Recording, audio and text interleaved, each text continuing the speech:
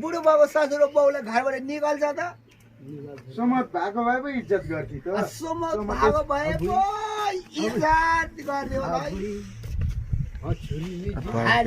लास्टै अगाडि छोरो रहेछ नि ओए भटभटेको छोरो चटपटे तेरो के पारा हो तेरो अलिकति पनि बुद्धि छैन यस्ता चौथाली बुढीको कुरा सुनेर बाउले घरबाट निकाली छैन त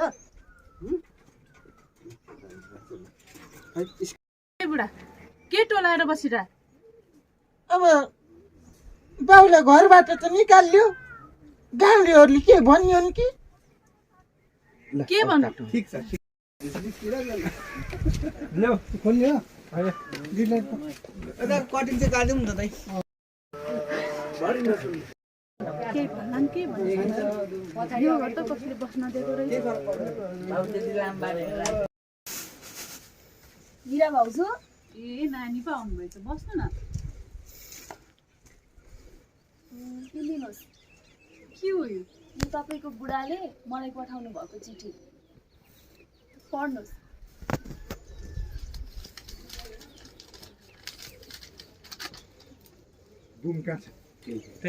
अब मलाई पठाउनु भएको चिठी हो होइन खासरी चिठी चाहिँ उहाँको थ्रुबाट उहाँलाई कामबाट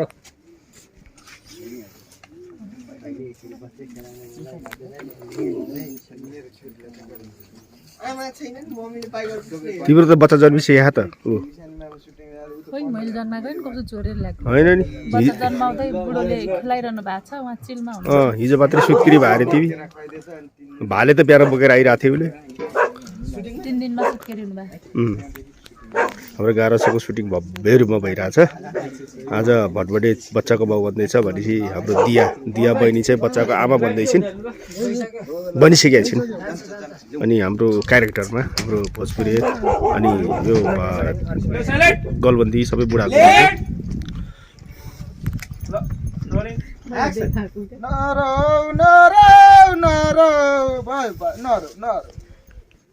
ओ नानी हौवाले चल्ला टिप्यो कौवाले कुटमेराको टोड्कामा मासु भरी पोड्कामा नर अनि यो हिराको कान बन्द भयो कि क्या हो यत्रो जोडले बच्चा रोइरहेको छ सुन्दै नि त यसो बच्चालाई फकाएर छातीमा तासेर दुध खुवाउनु छोडेर के म्यालै गर्दैन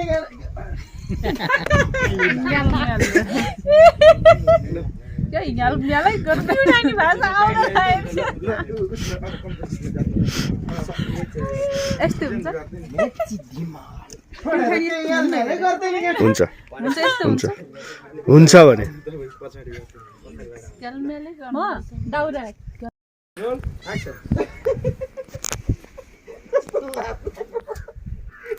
भनेपछि मेरो पनि बाउ बन्ने दिन आउने भयो होइन त आउने भयो सधैँ बाउ बन्न पाइन भनेर गुनासो गर्थ्यो अब गुनासो गर्ने दिन गए गए त्यसमा यो खुसीमा यसो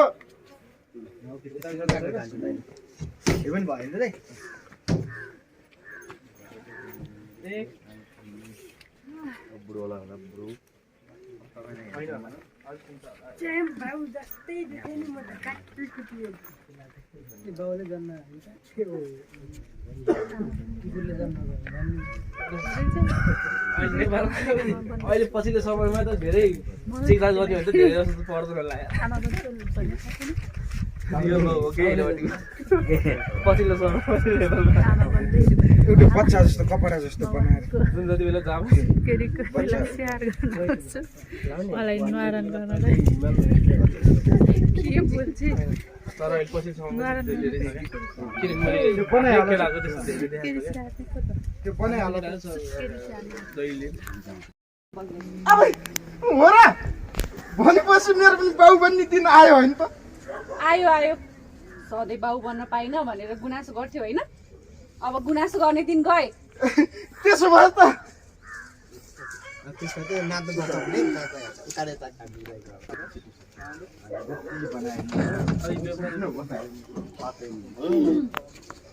लाई दिगो हाल्लाई है दिगोसम्मको लागि दिगो अनलाइन सबैजनाले सब्सक्राइब गर्न नभुल्नु होला। टिकट के छ भोजपुरी ठिकै छ दाजु। अब के गर्नु, मेरो साथमै एउटा छाउरो छ, यो छाउरोलाई हेर बस। खुकुरी खै त यस्तै छ, खुकुरी खै सुरुपाते खै त खुकुरी छ यहाँ टुनटुरोमा।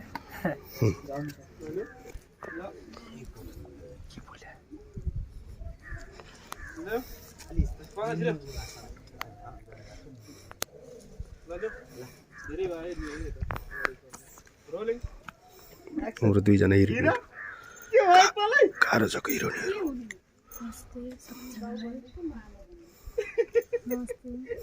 भनेपछि मेरो पनि बाउ बन्ने दिन आयो होइन त।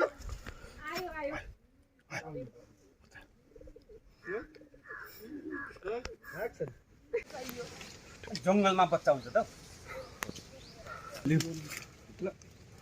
Roll action. त्यसो भए मेरो समस्याको समाधान गरिदेऊ न त, मलाई बच्चा चाहियो। अनि जङ्गलमा समस्याको समाधान हुन्छ त? जङ्गलमा बच्चा हुन्छ त? घर गएर सल्लाह गरे पो बच्चा होला त।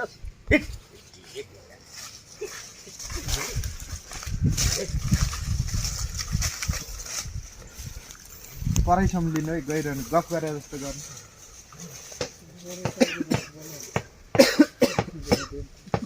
Roll action.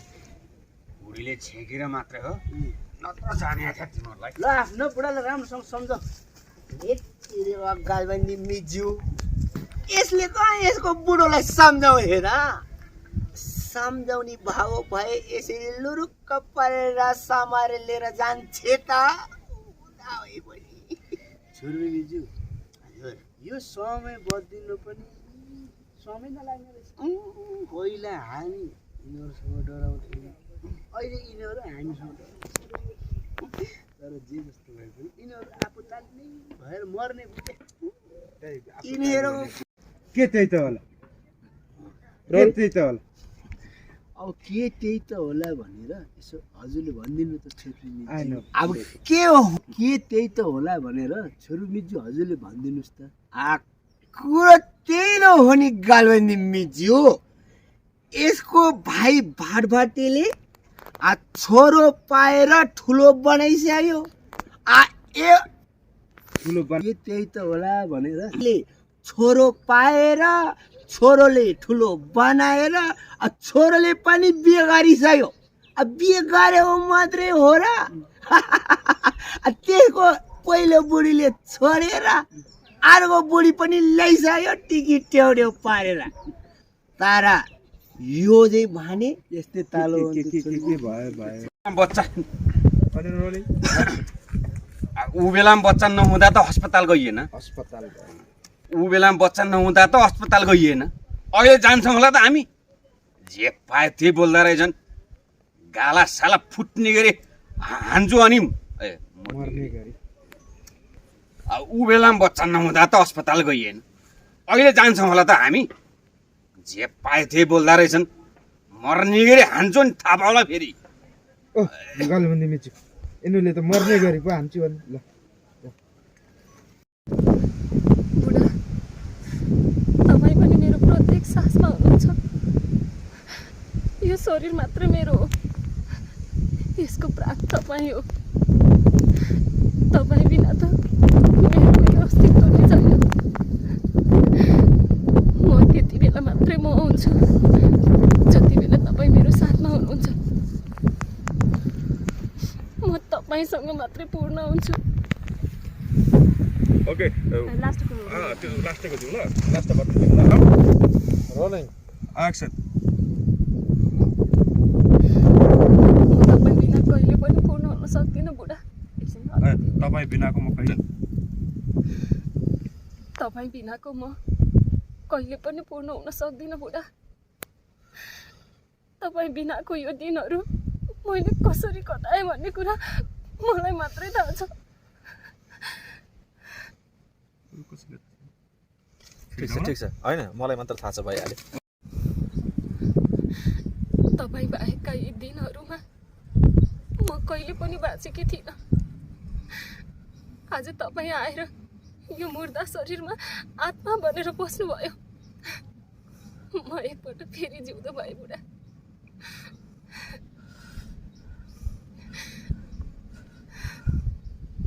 म पनि तिमी बिना कहाँ पुरा छु र साथी। यति धेरै माया गर्ने मान्छेले मलाई किन छोडेर जानु भएको त? त्यही अगाडि छ रेडी जाम रोलिङ एक्सन परिस्थितिले नै त्यस्तै बनाएर साथी मलाई घर लादिनु। मैले त तपाईँ आउनु भएको खुसीमा घर नै बिर्सेछु। किन्नु पर्छ।